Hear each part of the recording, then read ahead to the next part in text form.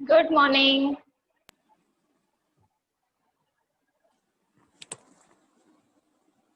Book निकाल लिए हो? Yes ma'am. Yes ma'am. कौन सी बुक निकाले हो? हिंदी लिटरेचर। चलो, हम लोगों ने कहाँ कंप्लीट कर लिया अभी तक? बताओ। Yes ma'am. कहाँ तक कंप्लीट किए हैं? 7 चैप्टर तक। मैम आपने मैम आपने होमवर्क 4 चैप्टर तक भेजा है, आपको 5th चैप्टर का होमवर्क भेजना है, 6 का भेजना है, 7 का नहीं, भेजना हम है। लिटरेचर में हम 7 चैप्टर तक पढ़ा चुके हैं ना। Yes ma'am. Yes ma'am. अब Yes, स्टार्ट कर ma'am. रहे हैं हम लोग चैप्टर 8। ठीक है, एक चैप्टर पढ़ना। Yes ma'am. हाँ। 8 चैप्टर हमारा है भीष्म पितामह। ठीक है, भीष्म पितामह को जानते हो आप लोग कौन है? जानते हो कि नहीं? No ma'am. No ma'am. नहीं जानते ना। ये महाभारत के एक पात्र है। महाभारत जानते हो ना, जो महाभारत का युद्ध हुआ था, यस उसी में ये इनका एक पात्र है। भीष्म पितामह एक थे। ठीक है, पढ़ते हैं उनके बारे में, खुद समझ में आ जाएगा ये कौन थे। स्टार्ट करें। Yes ma'am. Yes ma'am. Yes ma'am.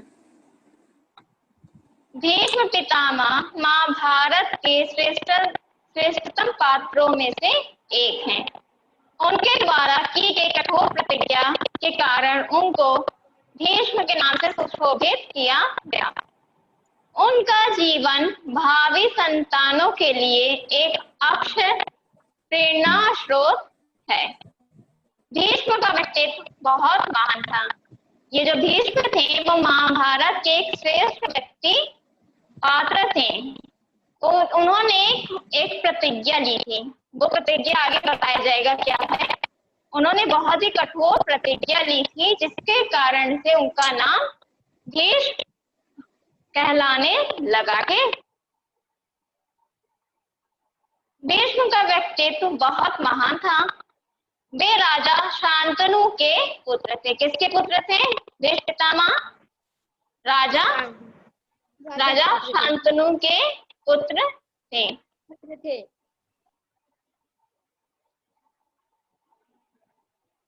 Shantanu एक बड़े साम्राज्य के राजा थे। जो शांतनु थे वो बड़े साम्राज्य के राजा थे। एक दिन वे शिकार करने के लिए जा रहे थे। कौन शिकार करने के लिए जा रहा था? बताओ, कौन जा रहा था शिकार करने के लिए? राजा शांतनु कि भीष्म? बताओ हर। राजा शांतनु। हाँ, राजा शांतनु थे, वो शिकार करने के लिए जा रहे थे। जब वे रास्ते में थे तो उन्होंने एक सुंदर युवती को देखा। जो राजा शांतनु थे, जब वो शिकार के लिए जा रहे थे तो वो उन्होंने देखा कि एक सुंदर युवती खड़ी है। वह उसे देखकर हैरान रह गए। क्या किए? जब राजा शांतनु ने उन्हें देखा तो वह देखकर हैरान रह गए और उनके मन में उससे विवाह करने की इच्छा प्रकट हुई। जब राजा शांतनु ने उन्हें देखा, उस युवती को, तो उनके मन में यह इच्छा हुई कि हम इनसे शादी कर लें।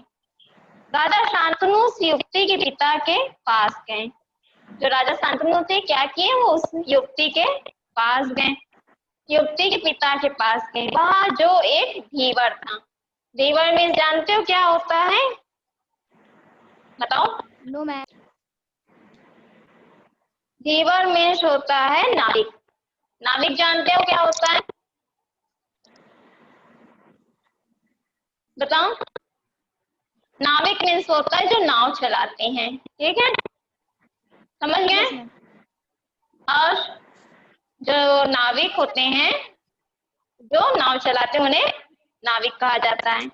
और उनके आगे शादी का प्रस्ताव रखा। उनके पिता के आगे शादी का प्रस्ताव रखा।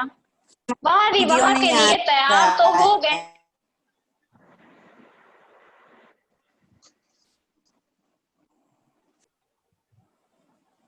तो क्या किया, उनके पिता के पास गए और उन्होंने शादी का प्रस्ताव रखा। वह विवाह के लिए तैयार तो हो गए, परंतु उन्होंने एक शर्त रखी थी कि उससे जो पुत्र उत्पन्न होगा वही राज का उत्तराधिकारी बनेगा। उन्होंने क्या शर्त रखी थी कि हम विवाह करने के लिए तो तैयार हैं, लेकिन जो पुत्र होगा मेरी बेटी का वही उत्तराधिकारी बनेगा। राजा शांतनु भीष्म को पहले ही अपना उत्तराधिकारी मान चुके थे। जो राजा शांतनु है वो भीष्म को अपना उत्तराधिकारी मान चुके थे, इसलिए राजा शांतनु ने यह शर्त अस्वीकार कर दी। जो ये राजा ये भीष्म है ये दूसरे पत्नी के पुत्र थे, ठीक है। इसलिए राजा शांतनु ने यह शर्त अस्वीकार कर दी थी, परंतु उन्हें उस सुंदरी से बहुत मोह था। उसका नाम सत्यवती था। वे सत्यवती के वियोग में दिन प्रतिदिन कमजोर होते चले गए। भीष्म ने जब अपने पिता की ऐसी हालत देखी तो उन्हें बड़ा दुख हुआ एवं चिंता हुई। जब उन्होंने कारण खोजा तो उन्होंने वास्तविकता का मालूम किया।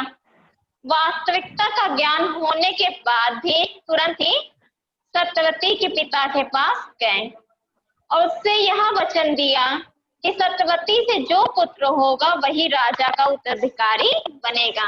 क्या उन्हें कहा कि जो भी पुत्र होगा मेरे पिता का वही उत्तराधिकारी बनेगा, मैं उत्तराधिकारी ना होऊंगा। वो क्या कहते हैं, मैं उस राज का उत्तराधिकारी नहीं बनूंगा। भीष्म ने यह बात तो मान ली, परंतु फिर उसने कहा तुमने अपने संबंध में तो प्रतिज्ञा कर ली, तुम राज नहीं लोगे, परंतु यदि तुम्हारे पुत्र हुए उन्होंने राज छीन लिया तो हम क्या करेंगे। जब भीष्म पितामह ने उनकी बात सुनी तो उन्हें उसी क्षण प्रतिज्ञा की कि मैं आजीवन ब्रह्मचारी रहूंगा। उन्होंने क्या कहा कि मैं कभी भी शादी नहीं करूंगा, वो ब्रह्मचारी के रूप में रहेंगे। भीष्म ने अपनी प्रतिज्ञा का जीवन भर निर्वाह किया। उन्होंने ना तो राज लिया और ना ही विवाह किया। भीष्म पितामह ने क्या किया, ना उन्होंने कभी विवाह किया और ना कभी उन्होंने राज के लिए उत्तराधिकारी बनने के लिए सोचा। उन्होंने सत्यवती के पुत्रों को ही अपना भाई समझा और सदा ही उन्हें स्नेह दिया।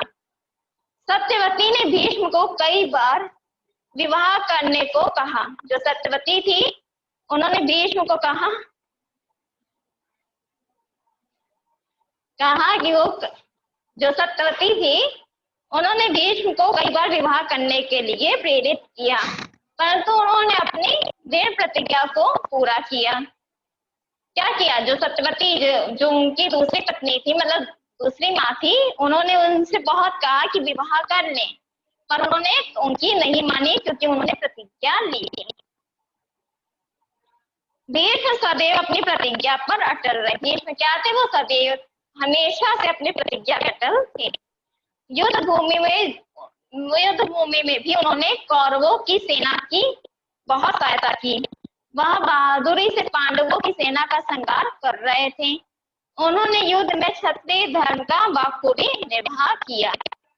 भीष्म पितामह ने कौरवों को बहुत समझाया, परंतु कौरव समझौते के लिए तैयार नहीं हुए। ये जो चैप्टर है ये महाभारत का एक पार्ट है, ठीक है। ये इसमें जो महाभारत जो हुआ था उसमें भीष्म पितामह थे, तो उन्हीं के बारे में इस चैप्टर में बताया गया कि वो उन्होंने क्या क्या किया था। क्योंकि ये पूरा चैप्टर तो आप जानते नहीं होंगे महाभारत अभी, तो उनके पास जो भीष्म पितामह का रोल जो था उसी का इस बारे में वर्णन किया है। भीष्म ने युद्ध शुरू होने से पहले अपना धर्म समझकर यह प्रतिज्ञा की थी कि वे युद्ध में नित्य 10 सहस्त्र योद्धाओं को मारेंगे। आज वह उसी कठिन प्रतिज्ञा का पालन कर रहे थे। पांडवों की सेना में प्रलय मचा हुआ था। भीष्म पितामह का रथ जहां भी मुड़ता वहीं लाखों का ढेर दिखाई देता, क्योंकि बहुत वो बलशाली थे। पांडव भीष्म पितामह के सामने निर्बल एवं असहाय लग रहे थे। जो पांडव थे, 5 पांडव थे ना, तो वो भीष्म पितामह के सामने क्या थे, निर्बल एवं असहाय लगते थे, क्योंकि वो बहुत बड़े योद्धा थे भीष्म पितामह। अर्जुन और श्री कृष्ण के होते हुए भी पांडवों की सारी सेना अपने आप को असहाय महसूस कर रही थी। सूर्य अस्त को चले गए। दिन के परिश्रम से थकी हुई दोनों सेनाएं अपने अपने शिविर में विश्राम कर रही थी। क्या हुआ हर्ष? मैम कुछ नहीं। ठीक है, समझ में आ रहा है ना? Yes ma'am. Yes ma'am. तो दोनों सेना थी जो अपने अपने शिविर में सोता है, अपने अपनी जो टेंट बना के रहते हैं हम लोग, एक जो शिविर नहीं लगता है घर की तरह था, टेंट बना के रह रहे थे। उन्होंने अपने शिविर में विश्राम किया। युधिष्ठिर चिंता मग्न होकर श्री कृष्ण से बोले, ऐसा लगता है हम युद्ध नहीं जीत सकते। यह सुनकर श्री कृष्ण उन्हें सांत्वना दी कि अर्जुन अवश्य ही भीष्म पितामह को मारने में सफल होंगे। फिर युधिष्ठिर ने कहा, हमें चलकर भीष्म पितामह से पूछना चाहिए कि वे किस रीति से मारे जा सकते हैं।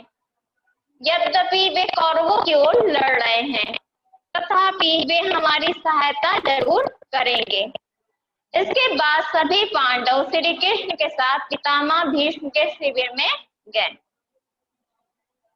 भीष्म पितामह ने उन्हें आदर और स्नेह के साथ बिठाया और उनका आगमन का कारण पूछा।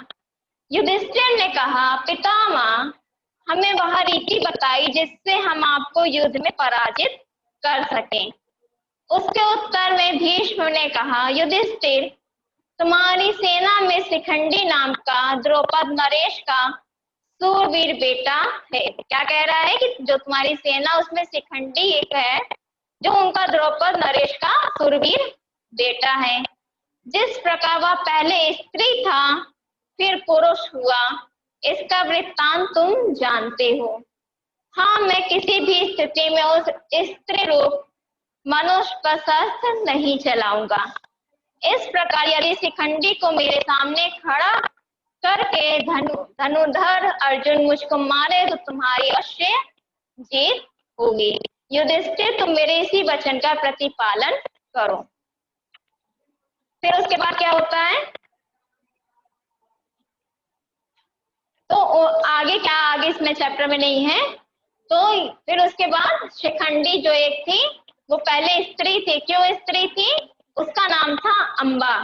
तो भीष्म पितामह उसको स्वीकार अपनी पत्नी वो शादी करने के लिए, इसके आगे की कहानी बता दे रहे हैं। अंबा जो थी वो भीष्म पितामह से विवाह करना चाहती थी, लेकिन भीष्म पितामह ने प्रतिज्ञा की थी कि वो कभी भी शादी नहीं करेंगे, तो इसलिए वह अंबा से शादी नहीं किए थे। अंबा ने सबके सब जगह गई और भीष्म पितामह से युद्ध करने के लिए वो कहती है, लेकिन सब भीष्म पितामह तो बड़े योद्धा थे, तो उसके सामने सारे राजा हार जाते हैं।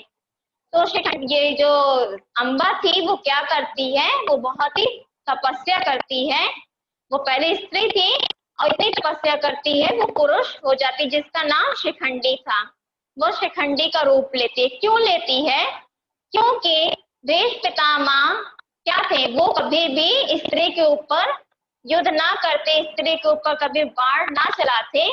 तो इस वजह से जो शिखंडी थी इसीलिए उसे पुरुष का वेश लेना पड़ा, जिससे वो भीष्म पितामह को मार सके। तो समझ में आ गया ये chapter? Yes ma'am. Yes ma'am. बोलो। Yes ma'am. कहीं जो ना समझ में आया हो? No ma'am. नो मैम, सब आ गया। अच्छा, मीन्स होता है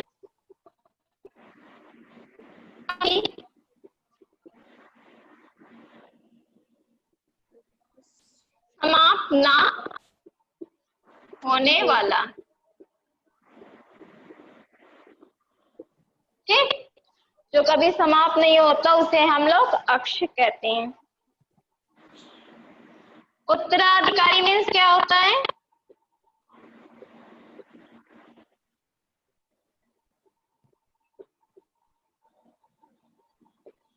वारिस, जिस राज का जिसका वारिस होता है, वंश जो होता है उसे उत्तराधिकारी कहते हैं।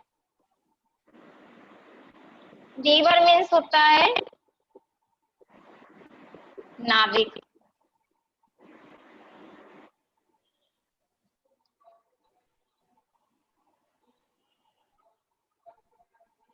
संतावना मीन्स होता है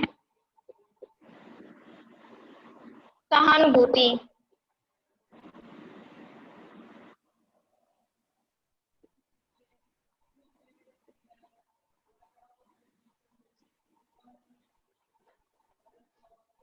ठीक, दृढ़ प्रतिज्ञा मीन्स होता है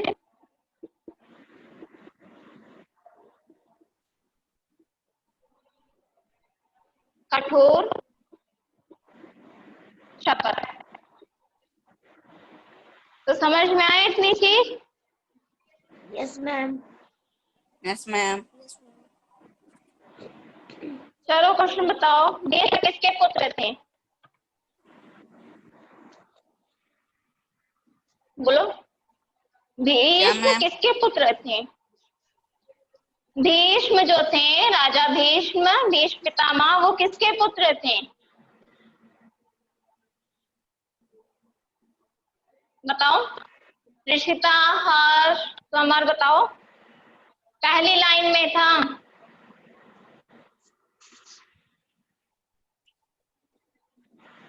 बताओ किसके पुत्र थे?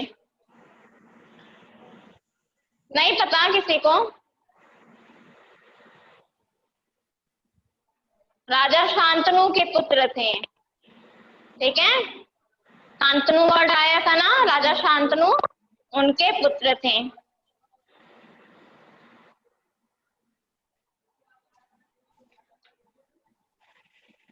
राजा शांतनु का विवाह किससे हुआ था? अम्बा। राजा शांतनु थे, हाँ? Amba.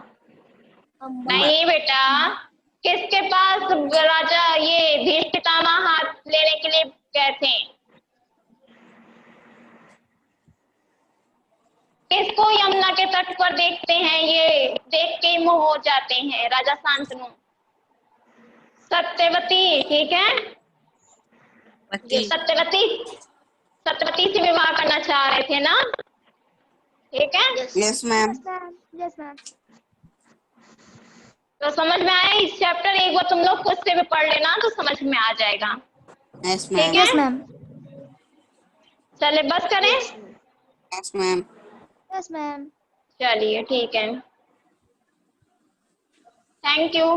Thank you ma'am. Thank you ma'am. Bye ma'am.